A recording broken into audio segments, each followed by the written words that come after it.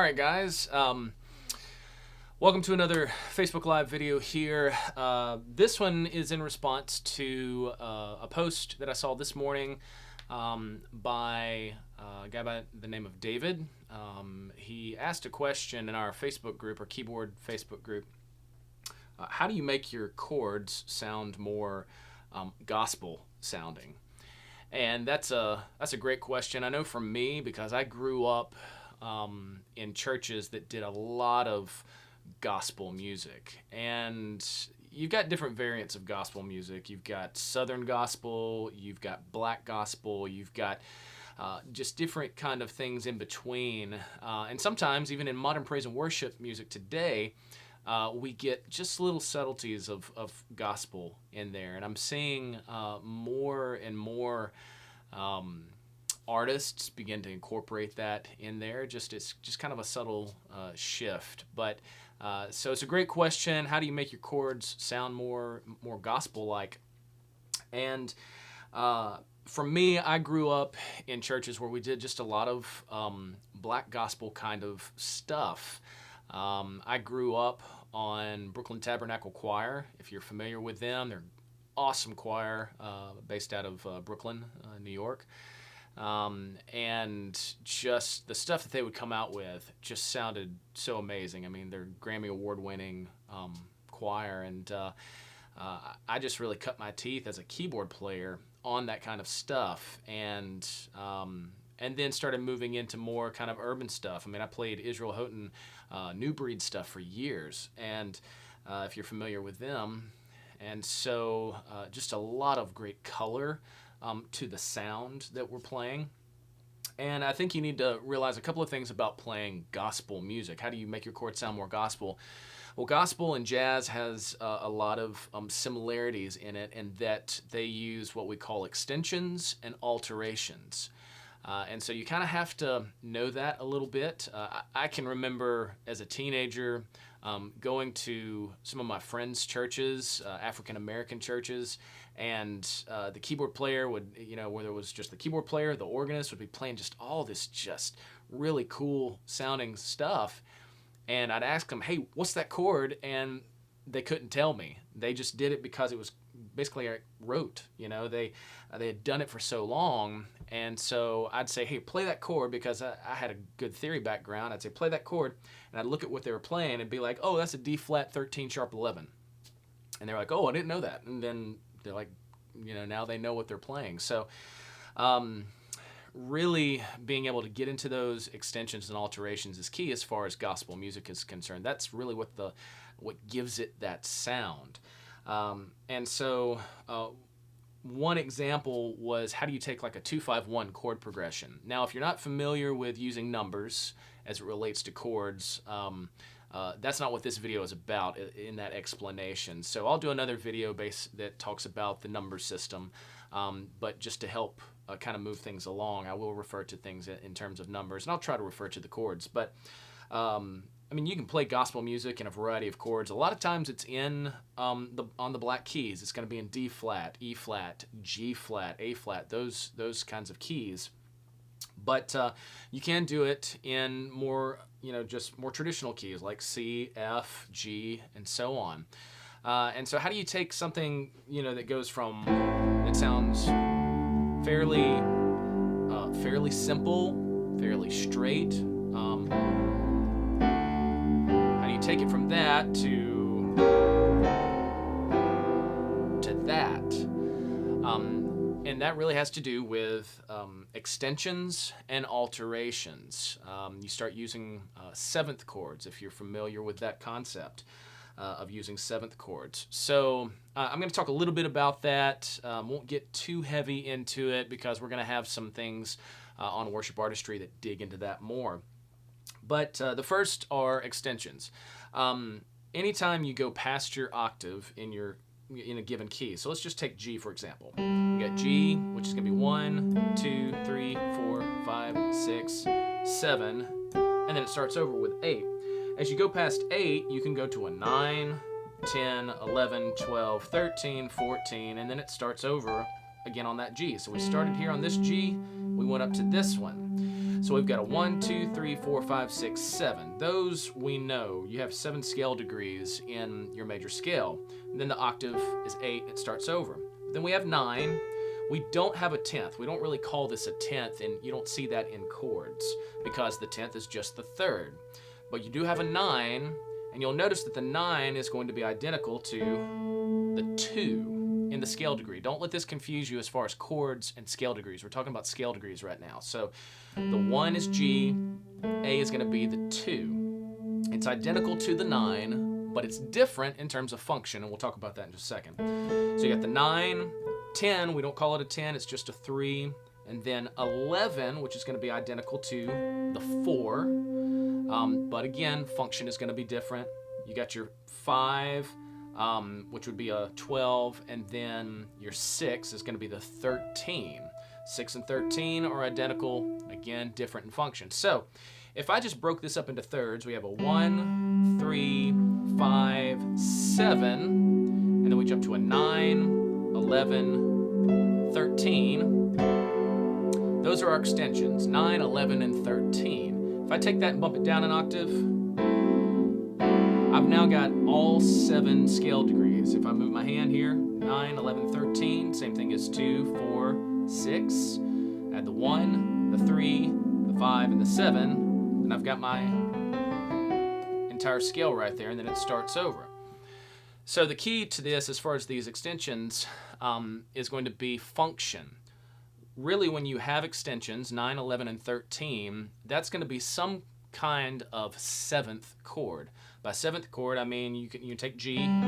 It's just a G chord, G major chord. If I add the 7th, I've now got a G major 7. If I take that 7th and I bump it down a half step, it's a G dominant 7th. If I take my 3 and bump it down a half step, I've got a minor 7th. And then you can kind of move around from there. But your main 3 are going to be your major 7, dominant 7th, minor 7th. And so once you have that 7th in place, you can start to use these extensions. Now, kind of a little caveat in there is that sometimes you'll see these extensions, but you won't actually see the 7th scale degree being played, but it is functioning the same. So, for example, how do we make this a little bit more practical? Well, if we're in the key of G and we wanted to do a 2-5-1 chord progression, we're going to do A minor, which is the 2, D, which is the 5, and G, which is the 1. So again, 2, 5, 1, A minor, D, G. And as you can hear, that's very, very simple, very clean sounding, nothing real gospel sounding about that. So how do we take it to go from this to something like this? Well, that's where the extensions come in, and then alterations. So, for example, if we wanted to just add just a little bit of color, instead of just playing an A minor, a minor 2 chord here, I'm going to make it a minor 7th chord by adding the G up top. So that's our minor 7th. This is an A minor 7 chord, and then I can go to D and then to G. So I've already added a little bit of color, not much. If I want to add a little bit more color, I can do this A minor, and this is really going to add a nice dissonance to it. On the D, instead of just doing a D, just a regular D chord, I can make it a D7. Dominant 7th, not a major 7, that'd be major 7. Dominant 7th has the C. So again. So as you can see, we're starting to add some new color to it. A minor 7, D dominant 7th, G. If I want to take it a step further, I can begin to add in some extensions and alterations. An alteration is just either raising or lowering a note by a half step. Either way, you can even do a whole step, and that'd be an alteration as well, but typically it's going to be a half step. So for example, I could take this A minor and then do this D7, and I could actually do a D9. Remember, the 9 is going to be the same thing as the 2. So in D, the E is going to be the 9th, because it'd be D, E, here's the 8th, 9th, So because I'm doing it, remember, function here, and I know this is kind of drinking from a fire hose, but we'll do more kind of expanded on this later on. I've got a D7 chord, but I'm going to add in the E. That makes it a D9 chord. So I've got the A minor, D9, and then to G. If I want to add even more dissonance, I can alter one of those notes. And so I've got the A minor, and then to the D9, I'm gonna lower the 9th degree, which is this E, down a half step. So now it gives some real dissonance there. And that gets us to G. So now that sounds fine and good. You have kind of this very simple sounding A minor, and then it goes to a really dissonant 5 chord. Then it kind of brings it back to a more simple 1 chord. That kind of sounds out of character coming from that much dissonance. You want it to sound a little bit more gospel sounding. You go to that flat 7. If you want to, you could do a G major 6. So remember I mentioned function on some of this stuff. So a 2, 4, and a 6 is different from a 9, 11, and 13 based on function. These upper extensions, 9, 11, 13, have to do with 7th chords. The 2, 4, and 6 have to do more with like major chords, some minor chords, that sort of thing. So on that last chord, that G, you could do a major 6. That gives it a little bit more color. Sounds a little bit more in keeping with what you just came from. Now, to get it sounding even more gospel sounding, on this 2 chord, you can shift up and make it a minor 9 chord to that D7 flat 9, and then to that G6 9. The reason it's called a 6-9 is because we have the 6 in here, but then we're adding in the 9th. So it's kind of functioning like a 7th chord in some facet, but it's really more of a 6 with an extension. So a minor, this is a A minor 9, D7 flat 9, and then a G6 9. Now that still leans more towards kind of a jazz sound. It's real open. It doesn't have this kind of sound. And one of the reasons is because of the alteration. So for example, one way that they do in gospel is the 2 chord, which is typically minor in most cases, especially in like praise and worship music. They take that and they make it dominant. So instead of a minor 2 chord, which would be A minor 7 here, they make it dominant.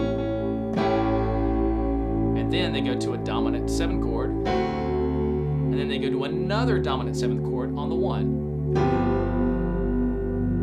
So that's getting even more gospel sounding. So dominant 7th, dominant 7th, dominant 7th. If you want it to sound even more gospel, you start adding extensions. So like I mentioned, you've got this dominant 7th chord on the A. You could do a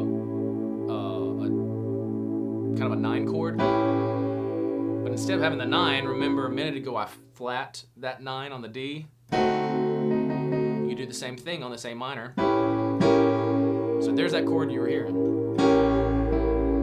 And then do the same thing, flat 9, and then to a G dominant 13 chord.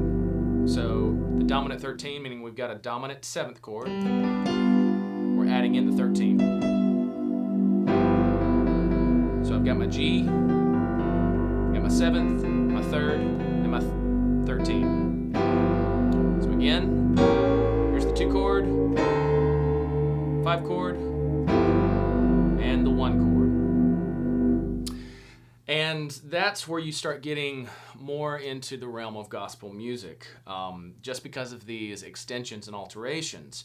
You could have something like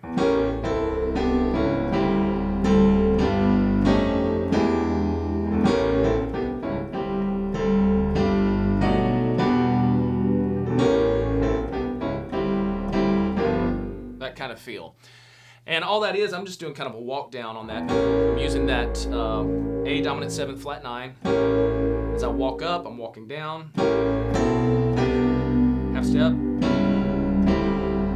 This is another thing that you find in gospel music. Instead of just doing a typical 5 chord, they do, in jazz it's called a sus chord. And basically you're taking the 5 chord, which is D, and you're taking another chord, a whole step down from D, which would be C, and you're playing it over the root of D. So you've got D with C on top. And a lot of times in worship music, you'll see it as a slash chord, C over D. Well, that's just another version of a sus chord there. That kind of has that more gospel sound to it. So there's that 5 chord. You can do arpeggiated if you've watched the video that I've got on doing the arpeggiated kind of thing there. That's your 5 chord, and then back to kind of that dominant 13 chord. And so that starts moving you more into, again, that realm of gospel. Another thing that you can do, besides the extensions and the alterations, is borrowed chords. And a lot of times there's a song by Elevation called Never Lost. I think it's in B, but I'll do it in C because that's a little easier. They kind of do this walk down. It's in 6/8.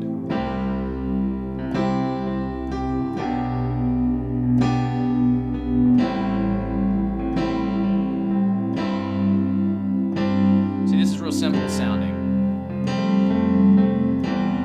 Here's the 2-5-1.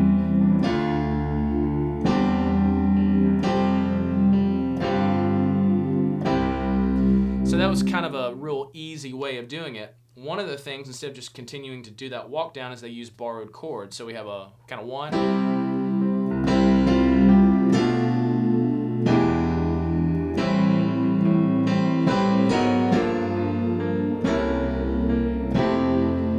As you can hear there, it's getting very, the chords are changing a lot. And sounding more jazz and gospel-like. Again, what I'm doing here is I'm using those extensions and alterations as well as borrowed chords. So instead of just doing, like a real easy way of doing this, instead of doing a 2-5-1, you can use what you call a tritone substitution. Big word, I know. But this is what we deal with borrowed chords. So instead of just doing, that'd be a 2-5-1, D minor, G, C. You can do the D, and then instead of doing the G, which would be like this, you can take a tritone. A tritone is going to be basically 1, 2, 3 whole steps away from the note. So if you're on C, 1, 2, 3, that's your tritone. Probably heard that before. So you got your tritone, and you can use that to change over certain chords. So for example, here's my D minor, my G7 to my C. If I do my D minor, normally I'd go to the G, but a tritone away from G is going to be what? 1, 2, 3, D flat to C. So basically, you're walking down a half step.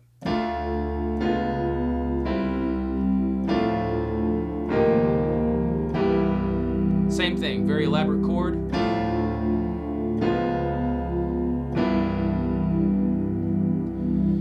That's the idea of using it. That's a very easy way, I guess you could say, of doing borrowed chords. Again, in doing it and making these chord progressions, you know, the 2 kind of wants to go to the 5 wants to go to the 1, you know, the 6 wants to go to the 2 kind of thing. Not always, but that's kind of the general motion. A 7 wants to go to a 3, wants to go to a 6, to the 2, to the 5, and then the 1. So if you're using borrowed chords, 7, 3, 6, to the 2, to the 5, and then 1. Now again, I was using alterations, extensions there on those, but that kind of gives you a general idea of how to make your chords sound a little bit more gospel, and why, more so just kind of why they sound more gospel sounding. This is why it's really important to practice this in a variety of keys. So for example, back in the key of G, that's real, simple sounding. If you wanted it to sound more gospel, you kind of get that feel. You see how it feels in the hands, to the D, to the G. So when you take it to a new key, like the key of C, now obviously that doesn't sound identical because we're lower in register. It's getting kind of down there.